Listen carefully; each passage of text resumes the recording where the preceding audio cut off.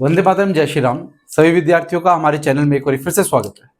तो आज हम ईएमआई के क्वेश्चन नंबर 6.7 की बात करेंगे। तो एक बार क्वेश्चन रीड कर लेते हैं। Chapter number 6 EMI, question number 6.7। A current in a circuit falls from 5 ampere to 0 ampere in 0.1 second if an average EMF of 200 volt induced, given estimate of the self inductance of the circuit। ठीक है, तो हमारे पास ये self inductance का question है। तो self inductance के क्या क्या फॉर्मूलेज हमने यूज करने हैं वो थोड़ा माइंड में स्ट्राइक करने चाहिए इस समय। तो चलो देखते हैं क्वेश्चन नंबर 6.7 हमें गिवन क्या क्या है। वो कहता है कि आपके पास कुछ इनिशियल करंट दी है I1 कितना 5 एम्पियर, और थोड़े इंस्टेंट के बाद सेकंड फेज में करंट या फाइनल करंट आती है 0 एम्पियर, ये गिवन है। और ये जो वेरिएशन है I1 से I2 तक की, इसमें टाइम लगता है 0.1 सेकेंड। मतलब जो change in time delta T से भी रिप्रेजेंट कर सकते हैं, dt से भी रिप्रेजेंट करते हैं। ये कितना है आपके पास 0.1 सेकेंड, ये गिवन है आपको। और क्या गिवन है, और वो कहता है ये जो वेरिएशन हुई, इस वेरिएशन में जो इंड्यूस्ड ईएमएफ है उसकी वैल्यू दी हुई है E is equal to 200 volt, उसकी वैल्यू भी गिवन है आपको। प्लस उसके बाद कहता है कि इस सिस्टम में सेल्फ इंडक्टेंस की क्या वैल्यू होनी चाहिए।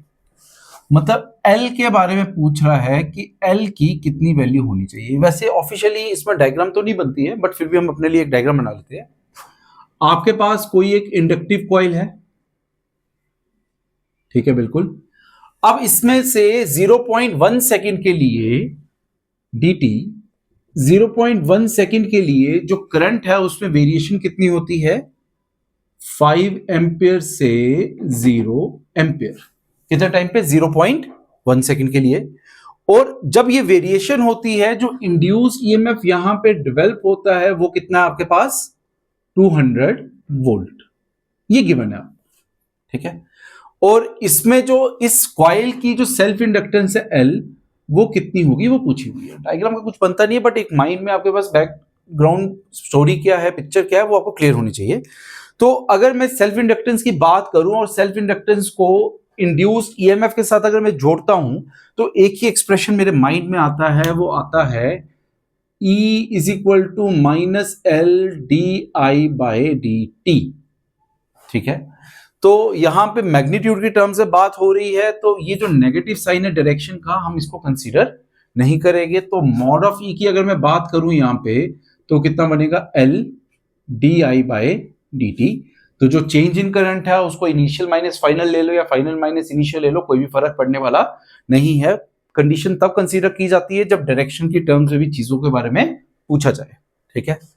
तो आपके पास dt तो गिवन है, di की टर्म्स में अगर मैं बात करूं तो क्या मैं इसको I1 माइनस I2 करके लिख सकता हूं? बिल्कुल लिख सकता हूं। I2 माइनस I1 करके भी लिख सकते हैं, बट I1 बड़ा है, हमने मैग्नीट्यूड की टर्म से बात करनी है, तो हम मैथमेटिकली अवॉइड करेंगे कि किसी भी जगह पे नेगेटिव साइन आए। तो di की क्या वैल्यू हो जाएगी यहाँ पे आपके पास 5 माइनस 0, तो इसकी वैल्यू 5 ही रहेगी। तो एक्सप्रेशन हमारे पास है mod of E is equal to LdI/dt। E की वैल्यू कितनी है आपके पास 200 वोल्ट, L की वैल्यू कितनी है आपके पास नहीं पता, निकालना है। di की क्या वैल्यू है आपके पास 5, और dt की क्या वैल्यू है आपके पास 0.1। तो 200 is equal to L into 50, यही बन जाएगा। 0 से 0 वाला पार्ट कट गया, 5 1 दा 5 4 दा, तो L is equal to 4 henry. ये आपके पास रिजल्ट आ जाएगा। सिंपली फॉर्मूला बेस्ड क्वेश्चन है, तो मल्टीपल चॉइस क्वेश्चन में आने की बहुत संभावना है वेरिएशन के साथ। तो ये हमारे पास क्वेश्चन नंबर 6.7 रहा ईएमआई का। इसके बाद हमारे पास ईएमआई का लास्ट क्वेश्चन रहेगा टेक्स्ट बुक का 6.8। तो नेक्स्ट वीडियो में हम मिलते हैं। वंदे मातरम, जय श्री राम।